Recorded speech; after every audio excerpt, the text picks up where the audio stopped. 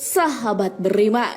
Dikisahkan pada masa Nabi Musa alaihissalam, beliau memiliki orang kepercayaan bernama Ba'lam bin Baura. Ba'lam juga memiliki keistimewaan. Jika ia berdoa, Allah akan mengabulkannya, atau dengan kata lain doanya mustajab, selalu diijabah oleh Allah Subhanahu wa Ta'ala. Namun sayang sekali, akhir hayatnya mengenaskan. Seperti apa kisahnya? Silsilah kisah min Al-Quran Al-Karim, kisah Ba'lam bin Baura allati syabbaha Allah Subhanahu wa Ta'ala bi Al-Qaf, yang ditulis oleh Abdul Rahim Mardini dan Abdul Razak Mustafa Kilo, menyebutkan bahwa Ba'lam bin Baura ini adalah orang yang paling dekat dengan Nabi Musa dan doanya selalu dikabulkan oleh Allah Subhanahu wa Ta'ala. Karena kedekatan itu, Nabi Musa mempercayakan sebuah misi kepada Ba'lam. Lalu misi apa? Ba'lam diperintahkan untuk pergi ke sebuah kota yang bernama Kota Madian. Kota ini berada dalam kemaksiatan dan kedurhakaan. Penduduknya menyembah berhala, melakukan ritual-ritual, dan kebiasaan menyimpang lainnya. Oleh karena itu, Ba'lam pun diutus Nabi Musa untuk memberitahu penguasa Kota Madian bahwa Nabi Musa dan pengikutnya akan tiba di sana, seizin atau tanpa izin. Namun sesampai di Kota Madian, Ba'lam pun langsung terkesima dengan kota tersebut dan keindahannya. Penguasa Madian pun melihat rasa takjub yang ada pada diri Ba'lam. Penguasa Madian pun menawarkan kemewahan dan kesenangan yang ada di Kota Madian, mulai dari harta, tahta, dan wanita. Ba'lam pun menerima tawaran itu dan lupa akan Nabi Musa alaihissalam. Sesudah menikmati kemewahan tersebut, penguasa Kota Madian pun meminta Ba'lam untuk menghalau kedatangan Nabi Musa alaihissalam dan pengikutnya. Sang penguasa berasumsi bahwa Nabi Musa alaihissalam dan pengikutnya yang akan datang ke sana akan memorak-morandakan Kota Madian. Ba'lam pun mengiyakan permintaan penguasa. Karena memiliki doa yang mustajab, ia pun berdoa kepada Allah Subhanahu wa Ta'ala. Ketika para penduduk Kota Madian sudah terlelap, ia berdoa meminta supaya Nabi Musa alaihissalam dan pengikutnya mengurungkan niatnya untuk datang ke Kota Madian. Dengan rasa percaya diri, ia yakin bahwa doanya akan terkabul. Setelah berdoa, ia pun kembali melanjutkan tidurnya. Allah pun memberitahu lewat mimpi bahwa doa-doanya sudah tidak lagi mustajab semenjak ia mengambil tawaran dari penguasa Madian. Jika ia tidak kembali ke barisan Nabi Musa alaihissalam, ia akan menjadi manusia terlaknat. Setelah menjadi rehal itu, Ba'lam pun tak mengindahkannya. Malahan ia menghasut penduduk Kota Madian. Ia pun berkata kepada penduduk, "Wahai penduduk Madian, sesungguhnya kedatangan Nabi Musa tidak dapat dibendung. Tetapi jangan khawatir, biarkan saja mereka menuju ke kota ini dan kita akan menyambut mereka dengan kemewahan dan kenikmatan kota ini." Perkataan itu tentunya didasari dengan pertimbangan karena ia tahu karakter pengikut Nabi Musa alaihissalam. Menurut Ba'lam, pengikut Nabi Musa alaihissalam adalah kaum yang rakus dan suka berfoya-foya. Mereka suka akan kesenangan dan kenikmatan. Penduduk Kota Madian pun memoles kota dengan memperlihatkan perhiasan dengan tata letak yang apik. Tak lupa juga dengan wanita cantik dan seksi yang sudah disediakan untuk menyambut rombongan Nabi Musa alaihissalam di pintu gerbang. Sesampai di Kota Madian, banyak pengikut Nabi Musa alaihissalam yang terkesima dan kagum akan keindahan Kota Madian tersebut. Mereka terlena akan rayuan para perempuan yang memang telah disiapkan untuk merayu mereka. Akhirnya, banyak pengikut Nabi Musa yang menjauh dan meninggalkan beliau. Kemaksiatan semakin menjadi-jadi. Seruan Nabi Musa alaihissalam untuk kembali ke jalan Allah tak didengar. Atas kedurhakaan itu, Allah Subhanahu wa Ta'ala menurunkan azab kepada penduduk Kota Madian. Allah Subhanahu wa Ta'ala memberikan penyakit do'un.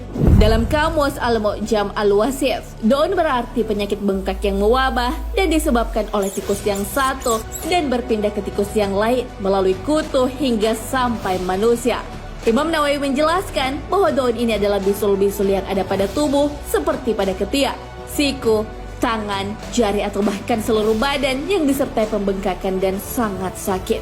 Bisul itu keluar disertai memar dan menyebabkan daerah sekitarnya berwarna hitam, hijau, ataupun merah. Hal ini bisa membuat jantung berdebar dan muntah. Penduduk Kota Madian pun berguguran. hanya sedikit yang selamat dan kembali kepada Nabi Musa alaihissalam.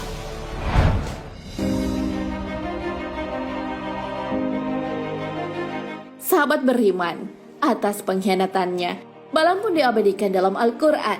Ia dianalogikan sama dengan anjing yang menggonggong. Dan demikianlah kami menjelaskan ayat-ayat itu, agar mereka kembali kepada kebenaran. Dan bacakanlah kepada mereka berita orang yang telah kami berikan kepadanya ayat-ayat kami, pengetahuan tentang isi Alkitab.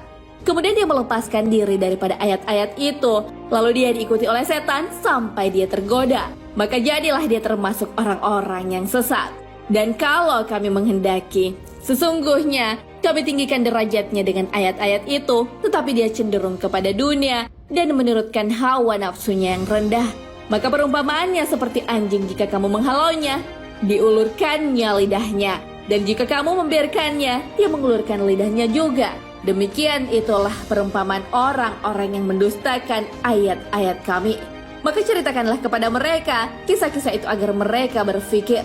Amat buruklah perumpamaan orang-orang yang mendustakan ayat-ayat kami. Dan kepada diri mereka sendiri mereka berbuat zalim.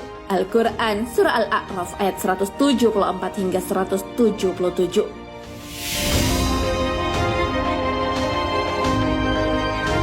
Ba'lam bin Bora akhirnya mati bersama penyakit do'on yang melanda kota Madian. Di lain kisah, Muhammad bin Ishaq bin Yasar menuturkan dari Salim bin An-Nadar menceritakan tentang Ba'lam. Nabi Musa alaihissalam singgah di tanah Bani Kan'an, yaitu bagian dari tanah Syam. Di sana Ba'lam juga berada. Pemuka kabilah dan para penguasa meminta kepada Ba'lam untuk berdoa agar Nabi Musa dan pengikutnya binasa. Ba'lam adalah orang yang terkabul doanya sehingga golongannya menyuruhnya berdoa kepada Allah. Pada awalnya Ba'lam menolak. Namun karena tekanan politik sebagai pemuka agama, akhirnya ia pun mendoakan keburukan Nabi Musa alaihissalam. Ia pun mengendarai keledainya menuju Bukit Husban. Di sana, ia melihat Bani Israel dan mendoakan mereka. Namun sesungguhnya, ia mendoakan kebaikan kepada mereka, bukan keburukan. Lidahnya pun menjulur ke bagian dadanya. Sejak saat itu, Allah menjadikan lidah Ba'lam memanjang menjulur seperti layaknya seekor anjing. At-Tirmizi dalam Nawat al-Ushul mengatakan bahwa perumpamaan Ba'lam seperti anjing karena anjing tidak memiliki hati atau hatinya mati. Penjuluran lidahnya itu karena hatinya yang mati. Berbeda dengan hewan buas lainnya. Hatinya tidak mati, makanya lidahnya tidak dijulurkan. Pendapat lain dikemukakan oleh Imam Al-Qurtubi.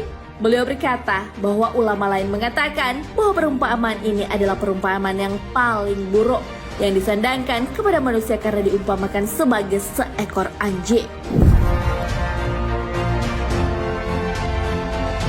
Nah, sahabat beriman, itulah orang kepercayaan Nabi Musa alaihissalam yang dilaknat oleh Allah Subhanahu wa Ta'ala.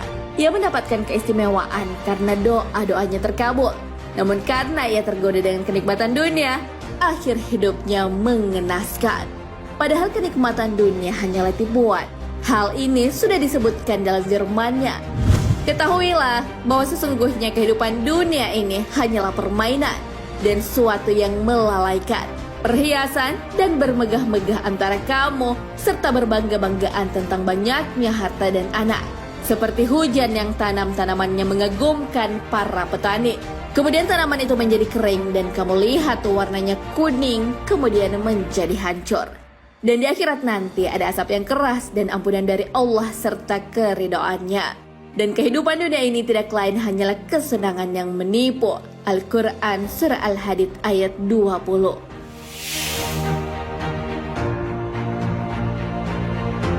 Karena perbuatannya, dia meninggal karena penyakit yang diturunkan Allah kepada penduduk kota Madian. Bahkan ia diumpamakan seperti anjing yang menjulurkan lidahnya.